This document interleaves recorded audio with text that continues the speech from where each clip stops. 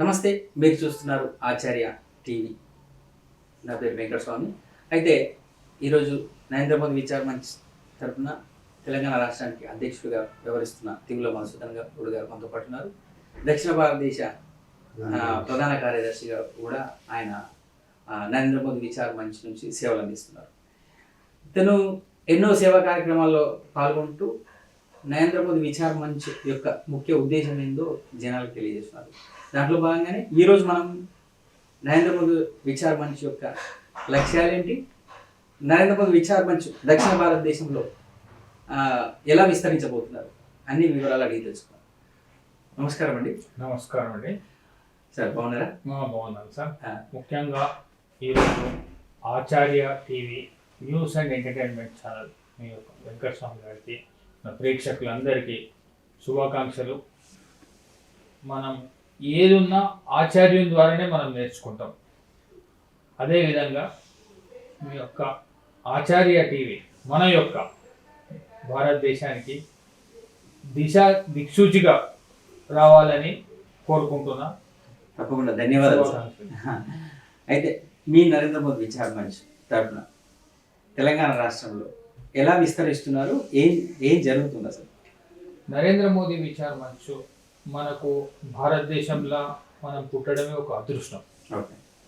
దాంతోపాటు మోదీ గారి జీవిత విధానం, ఆయన దేశం కోసం ధర్మం కోసం తన కుటుంబాన్ని త్యాగం చేసి ఈరోజు 140 కోట్ల భారతీయులే నా కుటుంబం అని జీవిస్తున్నాం. సబ్కే సాత్ సబ్కా వికాస్. అయితే దేశంలో ఇంకా కొన్ని రాష్ట్రాలలో కొన్ని ఇబ్బందుల కారణంగా మన తెలంగాణలో అందరికీ కేంద్ర ప్రభుత్వం నుంచి మోదీ గారి ఆలోచనలు, మోదీ గారి పథకాలు అందట్లేదు.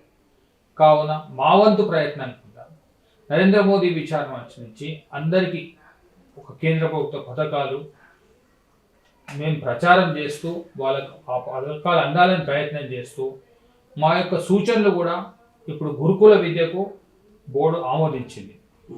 కానీ ఇంకా కొంచెం కావాలి. మా ఉద్దేశం ఏంటంటే ప్రతి గ్రామాన ఒక గురుకుల విద్య ఏర్పాటు చేయాలి. ఆ గురుకుల విద్యకు కులము, మతము, ప్రాంతము లేదు. అందరికీ సమాన విద్య రావాలి, ఉచిత విద్య. తదుపరి ఉచిత వైద్యం, ఉచిత న్యాయం కూడా. ఈ మూడే మాకు ఉచితంగా దేశ ప్రజలకు. ఈ మూడు చాలా కాస్ట్లీ అయిపోయినాయి భారతదేశం. పర్వాలేదు, ఎందుకంటే ఇవాళ ఎన్నో అద్భుతాలు గత 11 సంవత్సరాలలో మన ప్రియతమ నాయకుడు నరేంద్ర మోదీ గారు ఎన్నో రకాలుగా అభివృద్ధి పదంలో తీసుకుపోయి చూపించాడు. మనకు ఒక రాముడి రాజ్యం మళ్ళా వచ్చింది అనే భావన కలుగుతున్నది ఇప్పుడు. అంటే ఈ రామరాజ్యానికి అర్థం ఈ మూడేనా? ఈ మూడు ఇంక కొన్ని విషయాలు ఉన్నాయి, ఇంకా కొన్ని ఉన్నాయి. ఇప్పుడు ముఖ్యమైన ఈ మూడు వస్తే ఏంటంటే బీహార్లో రిజల్ట్ వచ్చింది ఎవరు ఊహించని విధంగా. కానీ 2023 ఫిబ్రవరి 22, 23 తారీఖులలో నేను బీహార్ రాష్ట్రంలో పర్యటించడం జరిగింది. ముఖ్యంగా నలంద జిల్లాల నితీష్ కుమార్ గారి యొక్క కాన్స్టిట్యున్సీలో కూడా నేను పర్యటన జరిగింది. అక్కడ గంగామాతకు సంబంధించిన కొన్ని విషయాలలో డిస్కస్ చేసి కొన్ని పనులు చేయడం జరుగుతుంది. అయితే అప్పుడు నితీష్ గారు మన ఆర్జేడీతోని గఠబంధన్లో ఉన్నాడు. తర్వాత మన ఎన్డీఏలకు వచ్చాడు. ఇవాళ ఎన్డీఏలకు రావడం మూలన నితీష్ గారికే కాదు, బీహార్ ప్రజల అదృష్టం ఇది. ఈ యొక్క విధంగా ఒక 25 ఏళ్ళ అమ్మాయి ఇలా ఎమ్మెల్యేగా గెలిచింది. అలీనగర్ అంటే అక్కడ నేను ప్రత్యక్షంగా వెళ్ళి చూసిన అక్కడి వాతావరణాన్ని. కాబట్టి చాలా మార్పు వచ్చింది. అయితే ఈ నరేంద్ర మోదీ విచార్ మంచ్ మీ జాతీయ అధ్యక్షుడు, అసలు మీ నరేంద్ర మోదీ విచార్ మంచ్ పరివారం ఎవరెవరు ఉన్నారు? మా యొక్క ఈ యొక్క సంస్థ 2004లో గుజరాత్లో రిజిస్టర్డ్ కావడం జరిగింది. రవి చాణిక్య గారు వ్యవస్థాపక అధ్యక్షులు. తదుపరి అక్కడి నుంచి రేఖాదేవి గారని మరియు జ్యోతి శ్రీవాత్సవ్ గారు మహిళా అధ్యక్షురాలు. మా యొక్క నేషనల్ టీము అన్ని రకాల, ఇప్పుడు మా యొక్క సంస్థ నుంచి 27 రకాల విభాగాలు ఉన్నాయి. ఒక డాక్టర్స్ ఫోరం, ఒక లాయర్స్ ఫోరం, ఒక విద్యార్థి పరిషత్, ఒక ఓల్డ్ ఏజ్ పర్సన్స్, ఒక ఫార్మర్స్, ఒక ఐటీ సెల్, ఇట్లా రకరకాలుగా ఉన్నాయి. ప్రతి జాగాల, ప్రతి సంస్థల, ప్రతి విభాగాలలో ప్రజలకు ఏం అవసరం ఉంది, ప్రజలకు ఏమి ఇబ్బందులు ఉన్నాయి, ప్రభుత్వానికి ప్రజలకు, ప్రభుత్వాలు కొన్ని చేయగలుగుతున్నాయి, కొన్ని చేయలేకపోతున్నాయి, వాటిని ఏ విధంగా అయితే పరిష్కారం చేయగలుగుతాము అనే దాంట్లో నరేంద్ర మోదీ విచార్ మంచ్ తరఫున మా కృషి, మా ప్రయత్నం, మా కార్యకర్తలు, మా సలహాదారులు, మాకు ఇక్కడ తెలంగాణలో చల్లగాలి వెంకటరాజు గారు సాంస్కృతిక కార్యదర్శితో పాటు ప్రతి విషయంలో మాకు సలహా సంప్రదింపులు పిలుస్తుంటాడు. తర్వాత సీనియర్ సిటిజన్స్ కూడా చాలామంది ఉన్నారు, ఇంకా కొంతమంది టీం ఉన్నది. ఇప్పుడు సౌత్ ఇండియాలో కొద్దిగా తక్కువ ఉన్నది, కానీ ఈ మధ్య కాలంలో మా ప్రయత్నం చేస్తున్నాం. దాని నుంచి ఇప్పుడు ఆయుష్మాన్ భారత్ ఉన్నది. బీజేపీ, భారతీయ జనతా పార్టీ అధికారంలో ఉన్న రాష్ట్రాలలో అవకాశం ఉంది, ఇక్కడ లేదు. ఏం పాపం చేసేది ప్రజలకు? ఇప్పుడు పార్టీలు వేరైనంత మాత్రాన వాళ్ళ ఆరోగ్య సమస్యను అయితే మనం చూసుకోవాలి. అట్లాంటి వివిధ సంక్షేమ కార్యక్రమాలు ఎలా మనం చెప్పుకుంటూ చాలా ఉన్నాయి. మోదీ గారు ప్రాక్టికల్గా ప్రతి చిన్న విషయాన్ని నుంచి అంతర్జాతీయ స్థాయి వరకు అన్ని రకాల ఆయనకు అనుభవం ఉంది. ఆ అనుభవమే ఇలా మన అదృష్టం. ఆయన ఆ రోజు బాధపడ్డాడు, ఆయన బాధపడిండొచ్చు, కానీ ఆ బాధలే ఇవాళ ప్రతి పౌరునికి, భారతదేశంలో ఉన్న పౌరునికి పరిష్కార మార్గాలు అవుతున్నాయి.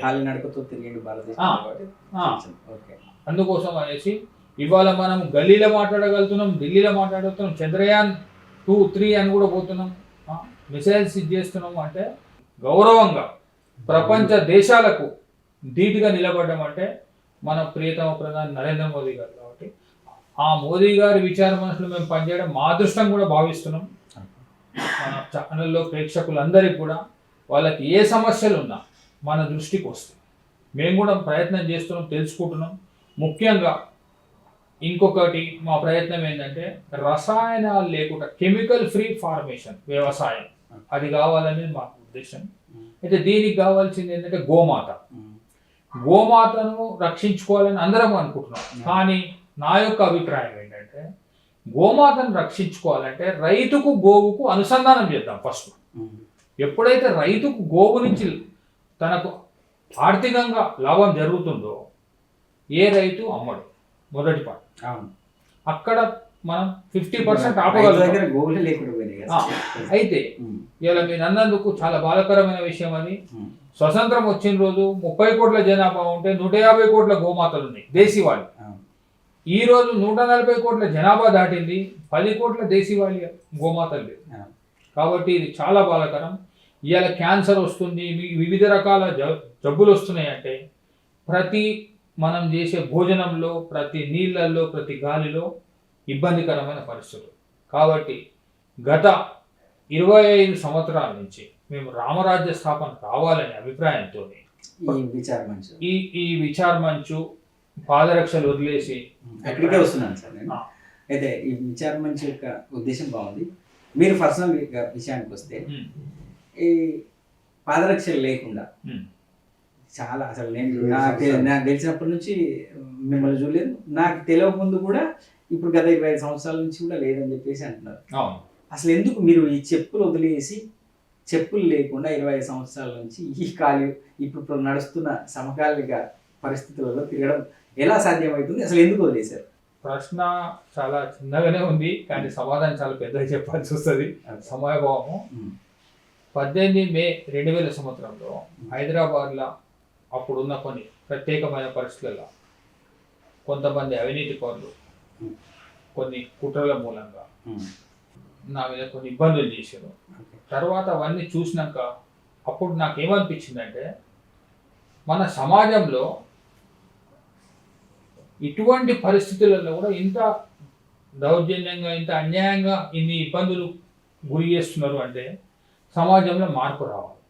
దీనికి బాగా ఆలోచన చేసినాక మే 18, 2000 సంవత్సరం నుంచి అక్టోబర్ 13 మధ్యకాలంలో ఆలోచన చేస్తే రామరాజ్య స్థాపన అనేది ఒకటి వస్తేనే ఇటువంటి సమస్యలు పరిష్కారానికి మార్గం దొరుకుతుంది అని ఒక భావన అనిపించి అప్పుడు మా తల్లిగారు టీవీలో విమలాదేవి గారు బతుకున్నారు. ఆమె ఆశీర్వాదం కోసం అడిగితే కొంచెం బాధపడ్డారు. ఇంత కుళ్ళిపోయిన సమాజంలో పట్టబగలే దోపిడీలు జరుగుతున్న సందర్భంగా మా తల్లిగారికి కూడా అన్యాయం జరిగింది. ఇటువంటి పరిస్థితులలో కష్టమేమో బిడ్డ అంటే, అమ్మ ఏం కాదు భగవంతుడు అనేటువంటి ఉన్నాడు అనుకొని అక్టోబర్ 13, 2000 పాదరక్షలు వదిలేసి శ్రీరామ్ జయరామ్ జయ జయరామ్ రామరాజ్య స్థాపన అనుకొని స్టార్ట్ చేసి నరేంద్ర మోదీ విచార మంచి కంటే ముందే, అందుకే నరేంద్ర మోదీ విచార మంచి మీ దగ్గర దాకా వచ్చిందేమో. ఆ మహనీయుడు అది తమరన్నట్టు యాదృచ్ఛికమో భగవంతుని అనుగ్రహము, శివునాజ్ఞ లేని సీమైన ఉంటుంది అన్నట్టు రకరకాల మన దేశమానకాల పరిస్థితుల్లో అనుకోకుండా 2001లో నరేంద్ర మోదీ గారు గుజరాత్ ముఖ్యమంత్రి. మనందరికి కూడా తెలుసు 2001 కంటే ముందు గుజరాత్ ముఖ్యమంత్రి అవుతాడని మనం ఎవరు ఊహించలేదు. కానీ ఒక్కటి నాకు మోదీ గారు అంటే చాలా అభిమానం. 1992 అప్పటి నుంచి మీరు ఫాలోఅప్ చేస్తున్నారా? లాల్ కిలా ఎక్కడైతే జమ్మూ కాశ్మీర్లో తిరంగా జెండా ఎగిరేసిన రోజు ఆ న్యూస్ చూసి ఆయనకు ఆ రోజే నేను సెల్యూట్ కొట్టింది. మనసుతోని మా గురువు గారు అనే ఒక భావన వచ్చింది. అందుకే అది మీరు అన్నట్టు అటు ఇటు తిరిగి మన తెలంగాణ నరేంద్ర మోడీ విచార మంచ్ ఈరోజు ఈ యొక్క మెడలో కండువ వేసుకోగలరు. ఇప్పుడు తెలంగాణలో అయోధ్య లాంటి గుడి కట్టాలని మళ్ళీ సంకల్పించుకోవాలని మనకు తెలిసింది. అవును, ఎందుకు అయోధ్యలో గుడి ఉంది కదా మళ్ళీ తెలంగాణలో ఎందుకు అంటే ఇది ఒక చిన్న విషయం. మన హిందువులకు మరి అది మన అదృష్టమా దురదృష్టమా నాకైతే అర్థమవుతలేదు. తొందరగా మర్చిపోవడం జరుగుతుంది ఏ విషయమైనా, ముఖ్యంగా ధర్మం కోసం దేశం కోసం అయితే తొందరగా మర్చిపోతున్నారు. 500 సంవత్సరాలు ఒక పోరాటం చేసి ఇలా రామాలయం గౌరవప్రదంగా చట్టబద్ధంగా మన దేశంలో మన భూమి కోసం మన గుడి కోసం 500 సంవత్సరాలు పోరాడాల్సిందంటే అది ఎంత బాధాకరమైన విషయం. ఇంకొకటి రెండోది, అయోధ్యలో గుడి కట్టిన తర్వాత నేను గుడికి అక్కడికి అయోధ్యకి వెళ్ళిన, చూసిన, వచ్చిన, అక్కడి నుంచి మట్టి నీరు కూడా తీసుకొచ్చిన. ఎంతో కొంతమంది, కొన్ని లక్షల మంది ఇంకా అక్కడి దాకా చేరుకోలేని ఉన్నారు. ఆర్థిక సమస్యలు, సమయభావం, అంటే సౌత్ ఇండియాలో అయోధ్య లాంటి ఉండాలి, అనుసంధానం ఉండాలి. అయితే సేమ్ అయోధ్య మోడలే, కాకపోతే అక్కడ పెద్ద ఎత్తున కట్టింది, ఇక్కడ చిన్న కట్టాలి. ఎట్లా మరి మీరు ఇప్పుడు స్థల సేకరణ ఉంటుంది. ఇప్పుడు అయోధ్యలో గుడి కడితే కొన్ని వేల లక్షల మంది కోట్ల రూపాయలు ధనం డొనేట్ చేశారు. సో మీకు ఎట్లా సాధ్యమవుతుంది? మీరు ఇప్పుడు సంకల్పించుకున్న దాన్ని మీరు పబ్లిక్ చేయడానికి కూడా సమయం పడుతుంది. సరే మా లాంటి ఛానల్ వాళ్ళ దగ్గర మీరు చెప్తున్నారు అనుకోండి, ఎట్లా స్ప్రెడ్ చేస్తారు, ఎట్లా అంత సమకూరుతుంది, ఇది ఎన్ని రోజులలో మొదలు పెడతారు, ఎన్ని రోజులలో కంప్లీట్ అవుతుంది? 2026 శ్రీరామ నవమి నుంచి విజయదశమి మధ్యాహ్నం స్టార్ట్ చేద్దామని అభిప్రాయం అనుకుంటున్నాము. అంటే ఇప్పుడు స్థల సేకరణ జరిగిందా? స్థలం ఉందా? జరుగుతున్నది. 1 ఎకరం బావు లోపలనే, అది నా సొంత స్థలంలోనే, నేను సొంతంగానే, ఎవరి దగ్గర అడిగే ఆలోచన లేదు. ఫస్ట్ ఆ మోడల్తోని ఆ స్థలము రిజిస్టర్ చేసుకొని చేసిన తర్వాత అక్కడ చేసేసి ఒక అనుభవపూర్వకంగా చెప్తున్నాను నాకు జరిగిన అనుభవాలు, ఇబ్బందులు. ఒక బావిలోకి తోసేస్తే బ్రతకడానికి ఈత నేర్చుకున్నట్టు అయింది నా జీవితం ఈ 20 సంవత్సరాలు కూడా. అయితే అయోధ్యలో రామాలయం కట్టి మోదీ గారు అక్కడ ఓపెన్ చేస్తున్నప్పుడు నాకు అనిపించింది, ఇది మనము ఏదో ఒకటి చేయాలి అనుకున్నప్పుడు సీతారామ లక్ష్మణ ఆంజనేయ స్వామి విగ్రహాలు తీసుకొచ్చుకొని మా ఇంట్లో పెట్టి పూజ చేసి మోదీ గారు అందరూ దీపాలు వెలిగించండి అని చెప్పాడు. అయితే ఆయన ఒక మన భారతదేశానికి దిశానిర్దేశకుడు, నా గురువు లాంటి. భారత్ 5 దీపాలు ఏంటి, నేను ఒక భారతమాత చిత్రపటం వేసి ఒక పెద్దగా 30 ఫీట్ల పై 30 ఫీట్లు అన్ని భాషలలో దీపాలు వెలిగించి జై శ్రీరామ్ అని రాపించిన.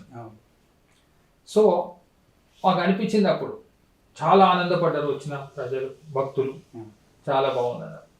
కానీ మేము పోలేకపోతున్నాము అంటే ఆ రోజు అక్కడ వచ్చిన వాళ్ళందరికీ ఒక లాటరీ తీపించినాం. అందరి పేరు రాసేయండి, కొంతమంది పేర్లు తీసి లాటరీ తీసి అందరి వాళ్ళని కూడా అయోధ్య దర్శనానికి టికెట్లు ఇచ్చి పంపించినాం. పోయొచ్చు.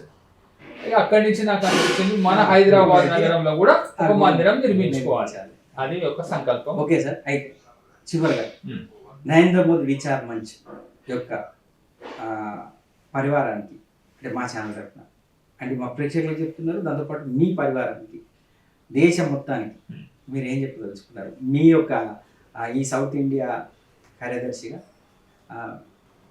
ఏం కార్యాచరణ గురించి ఏదైనా చెప్పాలనుకుంటున్నారా? ఒక్కటే, మనకు భగవంతుడు ఇచ్చిన వరం మనం ఈ భారతదేశంలో పుట్టడం. अपने को ये भारत में अपन जन्म लेने आए बहुत बढ़िया है. एक ही है मेरी मुद्दा, जय श्री राम, भारत माता की जय, भू माता की जय, गंगा माता की जय, वेद माता की जय, गौ माता की जय. ये 5 में अपन डेली अपन जीवित विधान में इसके लिए सोचते हुए इसकी अच्छा करे तो इसका अपना परंपरा को निभा लेते हुए अपन इसको आम जनता तक ले जाके ये अगर संभाल लिए अपन केमिकल फ्री जी सकते, भू माता अच्छा है तो पोल्यूशन कंट्रोल कर सकते, गंगा माता है तो हर चीज है, और वेद माता अपने वेदों में जो है ना, आज के नहीं युग युग में बदलते हुए मगर अपने वेदों अपने को सिखाते रहे. अभी ये साइंस और जो भी है अपने वेदों में, आज सूर्य भगवान के पास ओंकार शब्द आ रहा बोल के नासा वाला रिकॉर्ड करे. भाई साहब, हमारे हनुमान चालीसा में युग सहस्त्र योजना बोल के कभी लिखेश्वर है. हनुमान जी कब थे? त्रेता युग. वो युग युग में हमारे पास है. हमारे पास हमारे भारतीयों के सनातन धर्म में शास्त्र भी है, अस्त्र भी है, मगर पिछले 800,000 साल से हमारे को जो है ना पूरा दबा के रख के अन्य मत हुआ, वो लोगों के हिसाब में करे सो. अभी बाद में अपने आजादी होने के बाद में भी 50, 60, 70 साल दूसरे पार्टियां रह के अपने को हकीकत नहीं बता सके.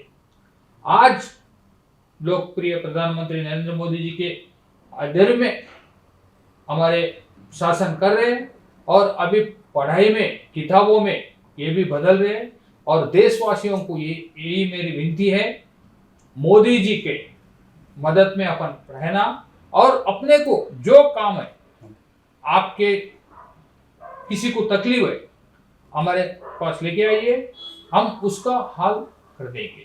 और जो शासन से करने का शासन से करवाएंगे, नहीं हम खुद करने का है तो हम खुद उसका करेंगे.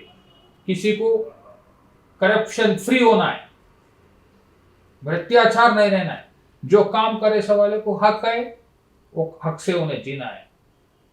किसी भी अधिकारी उन्हें अपने आप को रिस्पॉन्सिबिलिटी लेना है. वो अपना भी आदमी है तो अगर गलत करे तो गलत बोल देना, अच्छा करे तो अच्छा बोल. मगर आजकल क्या हो रहा, पूरे झूठे बातें फैला के मिसलीड कर रहे, उसे देख समझ के रहना.